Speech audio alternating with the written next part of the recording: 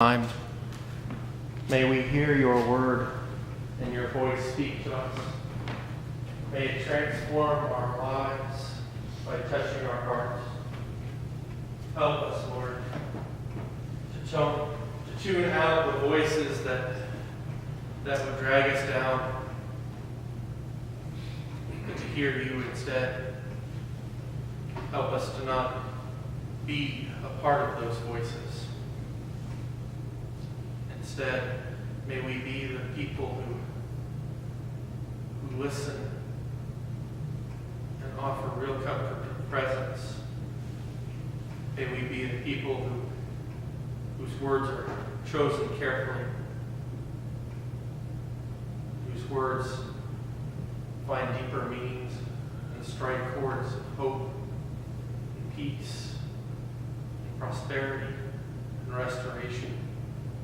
Gracious Lord, help us in this time to be in your presence, to hear you speak, whether through me or in spite of me. For this we pray. Amen.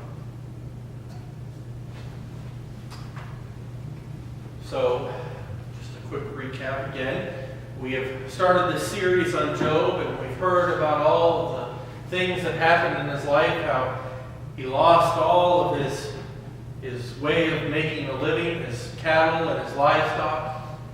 We heard how his 10 children were all killed in one fell swoop. We heard how his wife chose to leave him and how he was struck with all manner of sicknesses and illnesses so that he was in constant and continual pain.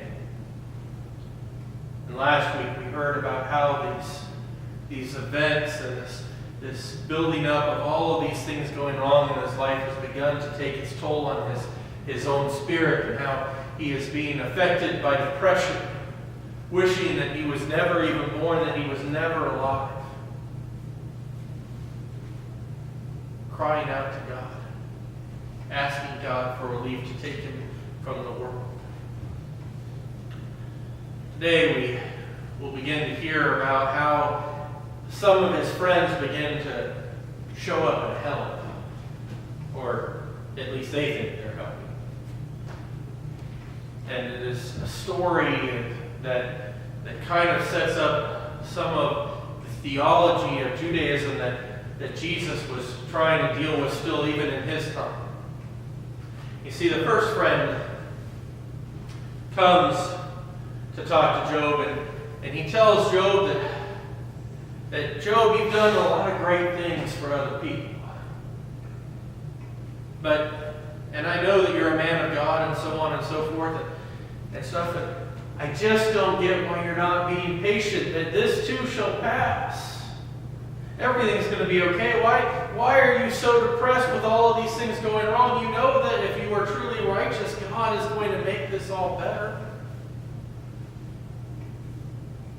And his words begin to remind me of some of the platitudes that people often try to use when making others feel better, like we think some kind of simple sentence or just saying that things will get better is going to suddenly make somebody whose life is falling apart go, oh, sure, yes, great. I no longer have to be sorrow or in sadness and depression. And Job struggles with this first friend and finding comfort from him, and they end up in this kind of conversation and this kind of back and forth about how that it doesn't really help to sit there and say those things, and that he really is hurting. And he really does need God, and he really is a man of faith, but he doesn't see the hope in this moment. And so just telling him that to be patient and hang on, and this too shall pass, is really not that helpful.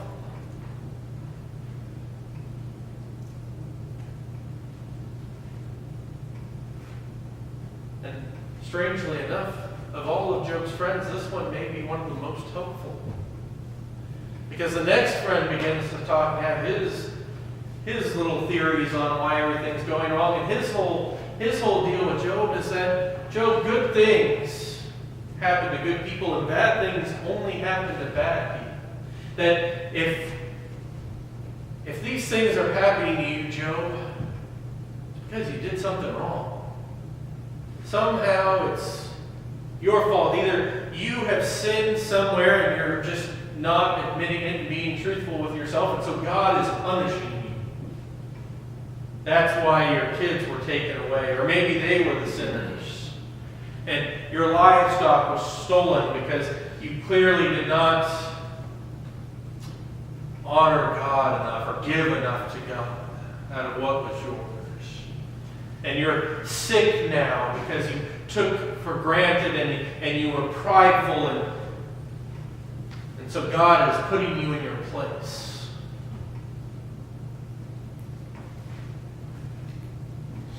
Because Job,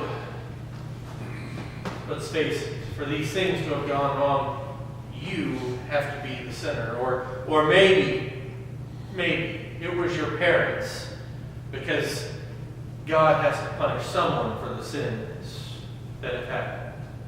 And so maybe it was your parents, but most likely, Job, somewhere along the lines you're being dishonest with yourself, and you're really not as good as you would like to think. You're really not as faithful as you would like to think you are. Sadly, this particular friend's theology was the theology that Jesus would have to deal with during his time. It was a prevalent way of thinking throughout Judaism that God somehow would make the lives of all of those who followed him to be easy, that he would protect them, and that they would never face any struggles or difficulties, and that those who chose not to follow God, those were the people who would experience horrible and devastating tragedies. And that if you were a part of a devastating tragedy, it was because of your sinfulness, because you had somehow fallen short.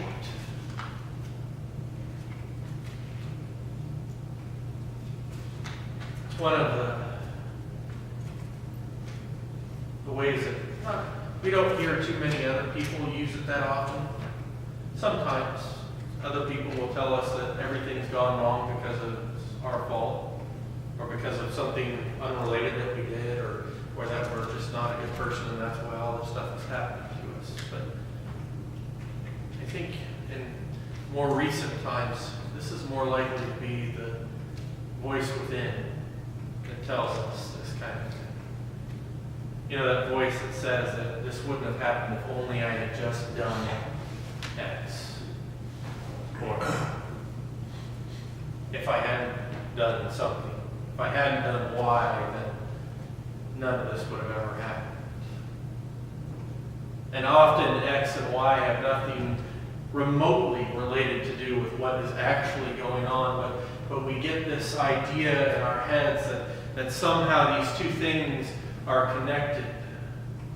I know that one of the ways that I see this most commonly in a public view is athletes who have their little good luck charms, that if they wear their socks that they want, or have worn in every game that they've won, then that guarantees that they're going to win the next one or something like that. And then they forget to wear them one day and then they lose, and so then it's, oh my gosh, I didn't wear the socks and therefore I lost, or something, whatever weird little thing it is. But it's these voices that Job hears. In this case, they're both from others. Sometimes I think we can also talk about our own inner voice that causes him to go even further into this depression. That rather than having his friends sit there and listen to him and actually try to offer him ways of hope, none of his friends offers to bring him any food. None of his friends offers to try to heal him in any way, shape, or form. None of his friends even offer to sit there and just listen to his woes and his problems. They all get to that place where they got to fix it. And if they only would just maybe listen and just be there, they would have probably helped Job out more than trying to say the things that they said and trying to fix a problem that they really couldn't fix.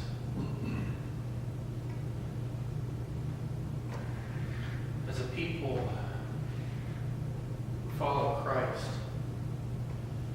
sometimes it's our job to know when not to say something, when not to be the person that has to fix the problem, but instead to just be a quiet presence. To let the other person hear or say, get off their chest what they need to get off their chest. To let the other person speak, vent, cry. Allow that anguish and that depression and that anger to come out and not have us sitting there offering them hollow words and our attempts at a cure-all back.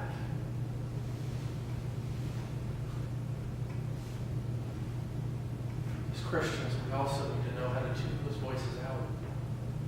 To know that when that inner monologue begins to tell us that it's our fault, that all of these things are going wrong because we're horrible people, or that somehow we have fallen short, we need to learn how to push through that and to hear God, who's still telling us that we're worthy, that we're His beloved children, that even if we've made mistakes, that doesn't necessarily mean that this is some kind of punishment, that this is God bringing bad down on our heads for bad. Instead, we need to find ways of finding hope in it, of looking forward to what He's doing. That yes, there does need to be some patience, perhaps, like the first friend said, but that patience is not just a sitting around, and it doesn't mean that we just have to not cry out about it. Instead, that in our waiting, we have an opportunity to continue to lift up and offer our problems and our struggles to God. It is a time where while we wait, we can pray. And there is comfort to be found even in praying, even in just releasing all of that pent-up sorrow and anger for God to handle. Sometimes just letting it out, crying out, can actually help make us feel better.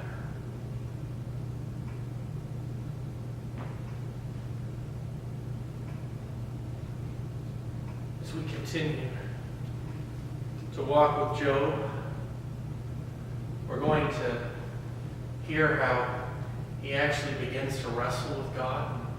And he gets to that place after hearing all of his friends that he actually starts to cry out to God and do just that he releases all of his anger and his frustration with the situation onto God. And we're going to hear how God responds.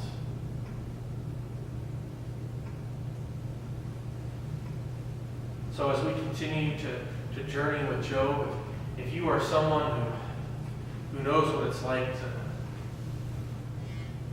experience sorrow and depression, if you are someone who knows what it's like to have people come up to you and tell you things that they think might be helpful but are really meaningless, I encourage you to turn to God and ask God to help you through that, to help you tune those voices out, to not hold it against them, to see that they mean well, even though they really aren't helping. And if you know people around you who are struggling with that, then maybe we can take a lesson from Job and how sometimes we need not to say something. That sometimes the best way of being a friend is not to try to fix everything, but instead to just be there and let the person know that we're there and allow them to ask us for what they need and what they want from us.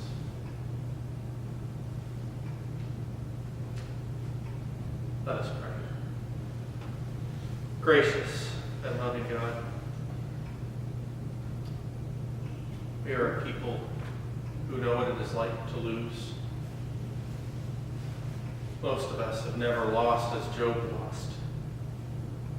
But we know what it's like to feel like our world has been shaken and torn apart, that we've been tossed upside down. Gracious Lord, may you continue to help us if we are in that place and in those struggles to trust in you and to rely on you. May you help us to cry out to you and to release all of the emotions that are bottled up that are causing us to suffer unto you. Lord, may we take and make use of the time that you give us between when things have gone wrong and when you are able to restore them in our lives. And may you give us understanding when we finally see that restoration as to why there was a wait. Lord, may you also be with us and help us not to impose ourselves on others and not to cause more harm even when we are trying to do good and to offer healing. Instead, may you help us to be calm and to just be present and show your love when it is required. It is for these things we pray. Amen.